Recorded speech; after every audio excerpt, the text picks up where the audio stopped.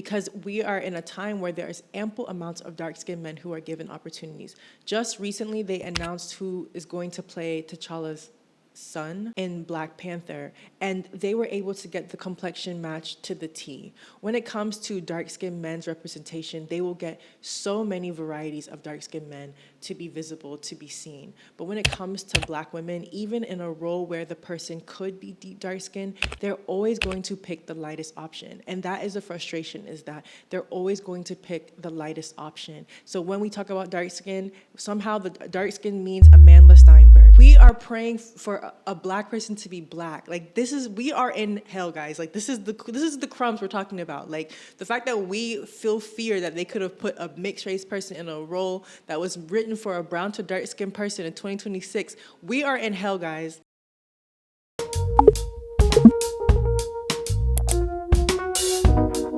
Sometimes it don't make no sense. Does it really have to?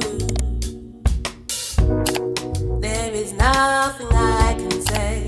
Hi, welcome to Mayowa's World. Hi, y'all. Welcome to Mayowa's World. My name is Mayowa, and on my platform, I talk about colorism, featureism, texturism. Y'all, so I'm sorry I took like a little 2-week break when it came to making videos. My laptop that I got fixed has actually broke, so I had to like sort out getting another laptop, but now I have something that's much better, so I'm excited to get back to work. Y'all, if you have a fear of snakes, fast forward for like a minute. But y'all, I got a snake. I'm really excited. She's here on my arm. Where's her face? Yeah, I got a snake. I adopted her from a hunter, thanks to my friend. And yes, she's so lovely. I didn't realize how much, like, I've loved reptiles my whole life. And it's just something that, I don't know, I feel like maybe I was putting off because I was like, oh, worried about public perception. But I just am really in a place where I just feel so comfortable to be myself and do the things I really enjoy doing. And her name is Femi. Am I overexposed? Okay, I actually had a naming ceremony for Femi, and she's just been so lovely. Like, I love her so much. Also, in other news, I have started taking Yoruba classes, which is really, really exciting. I have my classes twice a week. It's so cool to like get back in the mindset of learning a language and having a professor and a teacher and being back in academia. So these are all things that have been like incorporating into my life here in Nigeria. And so if you're new here and you want to join my Patreon, you should join my Patreon. I do private release videos about things going on in my personal life, and I also do early release sometimes. So I wanted to talk about X-Man and the decision of who plays Storm. For a while, there has been so much discourse online on who plays Storm from X-Man. And previously, Storm was played by Halle Berry, who is a biracial woman. But the thing is that when Storm has been depicted in comic books, she's often been drawn as being dark-skinned and brown-skinned. She's supposed to be half Kenyan, half African-American. And so this movie's coming out in 2028. And so there was so much discussion around who would be the next Storm, and people were putting in their guesses and their hopes. Storm is described as being tall, as being dark-skinned, of having white hair, and I think light eyes.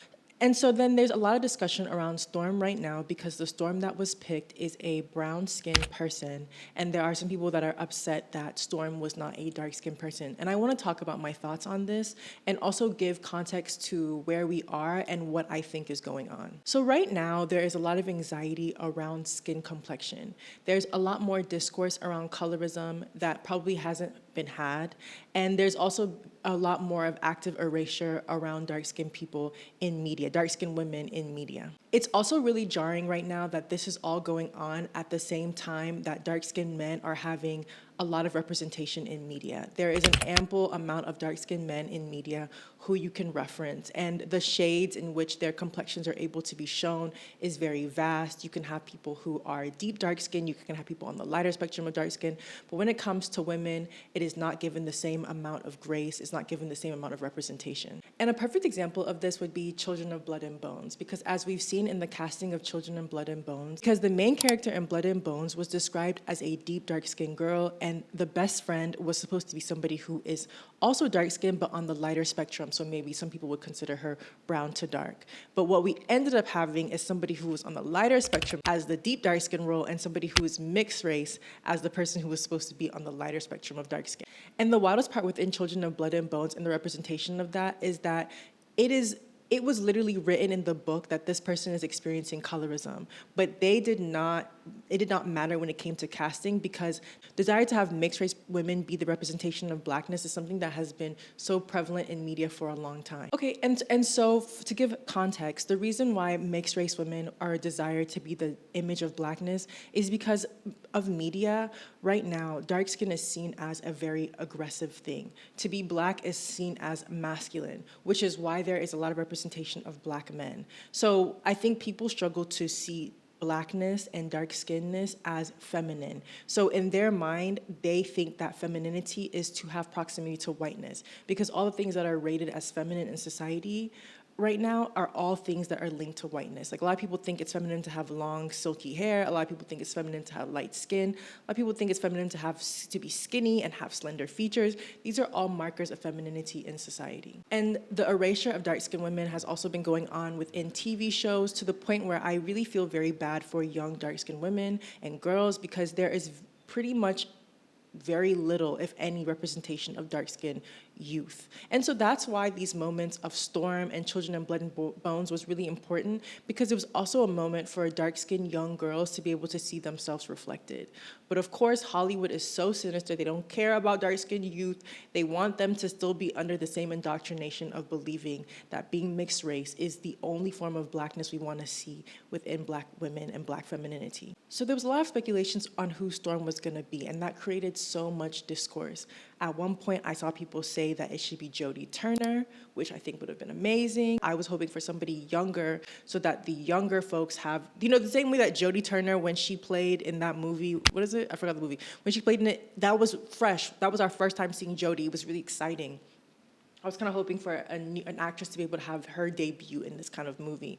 So people were seeing Jodie Turner. One person who I think people really wanted to see as Storm was an actress called Jamie Lawson, who was in Sinners and is so stunning and so beautiful. So people were also really excited. But there's this panic and this anxiety that Storm is going to be played by a mixed race person, because once again, we know that Hollywood does not care for dark-skinned women. So it was so important to be able to have a black dark-skinned person for this role. I just want to get people into the mindset of those who were super fans and who were, people who were affected by colorism, who were hoping for a casting that they would be happy with. So there were speculations of a girl called Susie Bemba for being Storm. And this was what I wanted to talk about, because I think that the way people tore her down, made fun of her features, made fun of her hair, and just attacked her online was so sickening, because Susie is a deep, dark-skinned woman.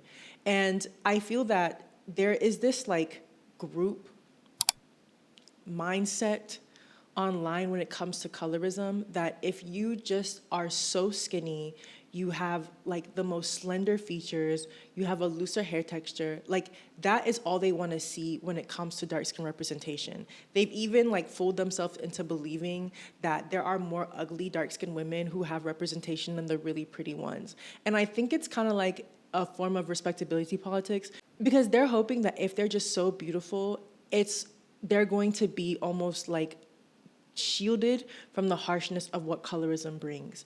And the way that Susie was attacked reminded me of how the girl who was supposed to play Juliet in Romeo and Juliet was attacked for her features. And I think it's also to do with texturism as well, because she has her hair in braids, and I think that she just has very Afrocentric features. And so people were really angry around her being, and the part that surprised and was hurting the most about it was I was seeing a lot of black women being upset about that and saying, well, why couldn't it be another kind of black woman? And it's just this hyper criticalness of someone's features, face, looks is not something that is put on any other racial group like it is on black women. Black women, and the worst part to me is when black women become enforcers of that same way of thinking. It was also very similar to how when there was that statue in New York New York Times Square of the fat woman, the fat black woman, how people were so angry that there was a fat black woman represented, and then they had this ridiculous mentality that they have that fat black women just have so much representation in media or whatever. And so that was really sad for me to see.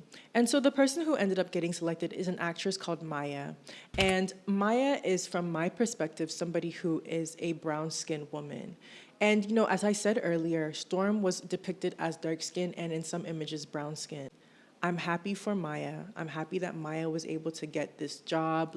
And I think people are having a sigh of relief that somebody black was actually given a role and that this wasn't given to light-skinned people. But I did also see that there were dark-skinned people and deep dark-skinned people who were talking about their disappointment that Storm wasn't given to someone who was dark-skinned.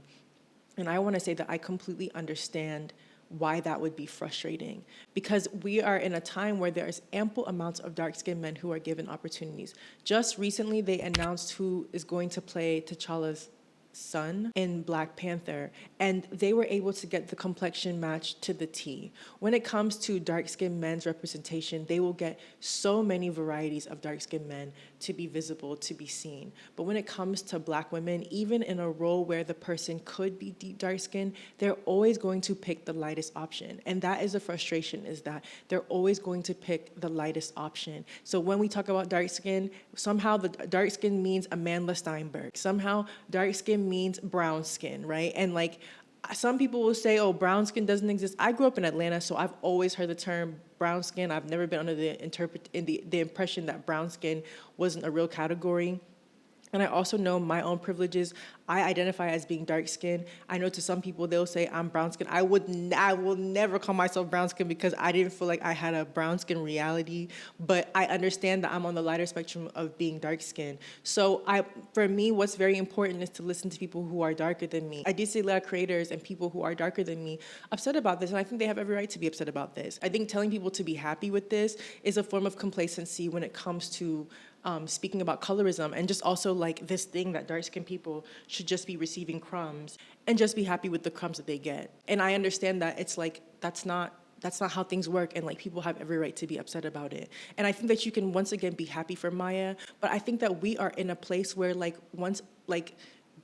we are praying for a black person to be black. We are in hell, guys. This is the crumbs we're talking about. The fact that we feel fear that they could have put a mixed race person in a role that was written for a brown to dark skinned person in 2026. We are in hell, guys. That's why we're thankful and grateful for crumbs. And even when you zoom out, I saw the cast of X-Men, all of them staying together. I was just seeing a sea of white people and one black girl. Do you know what I mean? And that just shows you where we're at, that we think that that's still progress. It's just one black girl, and all these dark-skinned actresses are all fighting for this one role. And, to see how Susie was treated, and Susie is a dark-skinned woman, and I think that Susie is held to higher standards because she's a dark-skinned woman, and because she doesn't fit this perfect Barbie doll look that people require from dark-skinned women. People were upset about Susie being there, and that is actually the whole point of it all, is that y'all aren't, look at how y'all treat dark-skinned women. It's I don't even know. And it's I remember when Lupita came out, and there was a lot of discussions in the beginning because Lupita had just done 12 Years a Slave. So there was a lot of discussions around Lupita's beauty when it came to in the black community. It took her, doing more roles for her to find her grounding. And I just feel y'all expect dark-skinned women to have everything put together at 20. At 16, just everything has to be perfect. And you don't allow them to grow into themselves and grow and just look like us. And the part that gets me is Susie looks like majority of us. Susie looks like she could be in my family. Susie looks like a normal dark-skinned girl. So it just sucks that even within the two, a lighter person was picked. And I understand why people are upset about it. And I think that if you really want to be somebody who has a good politic around colorism, one thing you're going to try and do is listen to people darker than you. The darkest person should always be centered in these discussions, right? We should always be checking for the darkest person. I cannot think of, when we think of dark skin or deep dark skin actresses, people stay talking about Lupita, people stay talking about Viola, people stay talking about, who else? Jodie. But like these girls have been in the game for like 15 years, not Jodie, but Lupita, Viola, longer, right? So it's like, well, where are the deep dark skinned girls and who are acting? Like, why aren't they given the same roles? And another good point that I want to talk about is Rye Lane. If y'all have seen the film Rye Lane, which is a cute little romantic film, the guy that was in it is the guy who ended up getting picked for Black Panther. And I feel that I've seen him in so many acting roles, and I'm looking at the dark-skinned woman and how like it's so interesting to note that like I don't feel I'm not trying to downplay her career or what she's done, but I feel that he's gotten more mainstream success because they are more inclined to let a deep dark-skinned guy come up in Hollywood than a dark-skinned woman. So I'm always checking for the girls in these moments, the women in these moments. So, I stand with the dark-skinned people who are upset about it. And I do think that there's like a conversation that should be had around brown skin versus dark skin and acting like we all have the same treatment when we know that colorism is based off of how you are being perceived. And the darker you are, the harder it is. Like, we have to just be honest. Like, I would never say that my experience is going to be the same as somebody who is a deep dark-skinned woman. I'm just not going to, like, do you know what I mean? Like, it's not going to be the same. I'm going to still have more privileges. Of course, I'm not going to have as many privileges as a light-skinned girl, but once again, this is all gradation. It doesn't take away the community and the camaraderie I do feel with dark-skinned women, because one thing about it, if a deep dark-skinned girl is winning, guess who's winning? We're all winning, right? Like, if deep dark-skinned people have representation, we all have representation.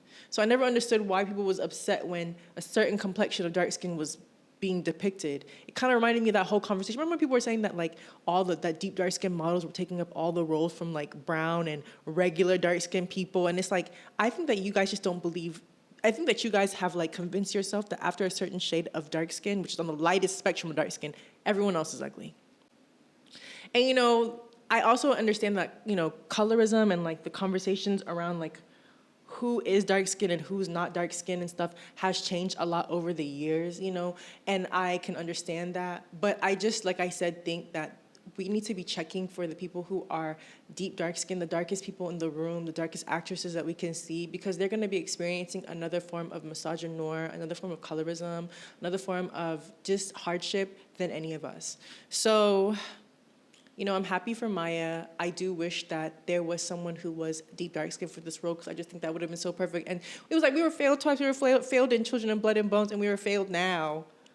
And to talk about the whole Children in Blood and Bones, the fact that Tommy literally brought up the fact that it was linked to colorism, like we knew like this is the integrity parts we're talking about. It's the integrity parts we're missing. If you made it to the end, tell me what you like about my look. To me, I was really feeling like this yellow and blue eyeshadow look, and just really bright, vibrant makeup.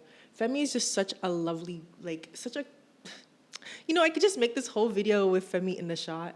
I want to know, you all, if y'all like Femi in the shot, because I'm kind of worried about people who are like deathly scared of snakes or something, and like they're like, I can't watch this video because this is disturbing me, But if y'all like Femi in the shot, like let me know. I feel like Femi low-key's out mugging me. Like Femi low-key looks better than I do. Please compliment Femi. What else? Compliment my looks if you like it. I have a question for you guys. Like, this is a question that I've been thinking about. Would you say right now that you think colorism is getting better, or you think colorism is getting worse when it comes to media representation? Because I have my personal thoughts on if I think it's getting better or not, but I want to know what other people are thinking about it. Because when I think about this X-Man storm and the representation, and in some ways I think it's getting worse.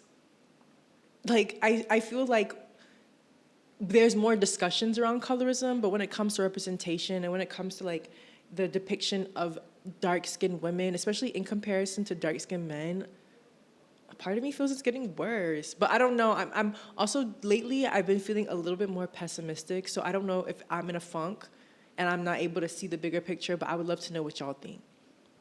So yeah, thanks for watching. Have a great day. Bye.